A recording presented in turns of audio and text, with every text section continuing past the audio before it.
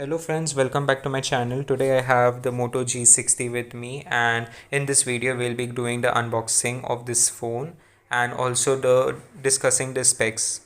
Now this is the 128 gigs variant with 6 GB of RAM, and this is in the dynamic gray color.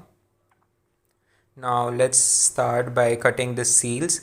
Now there are 3 seals in this box, so let's start by cutting them. Now this is just the modification of the Moto G40 Fusion, which I have previously unboxed on my channel. And the only difference is that it has a better camera and NFC, and a few minor upgrades are there.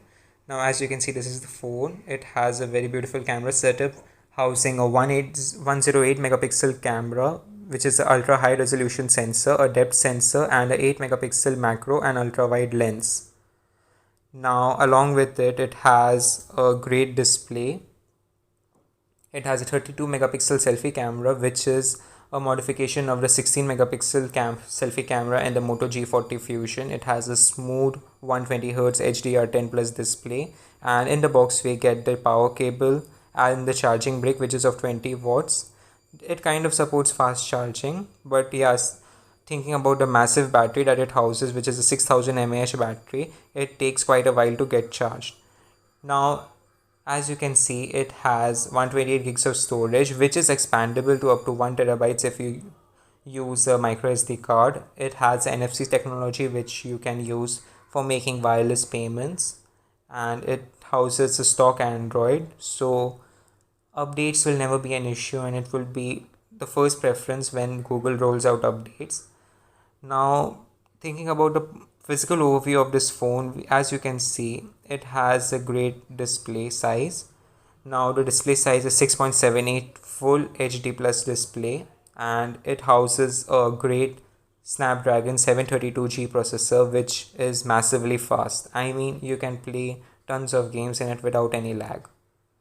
Now it also has a 128Hz refresh rate, so there won't be any frame lags or any frame shifts while you're playing the game. Now I'm doing the initial setup of this phone while I discuss some other features.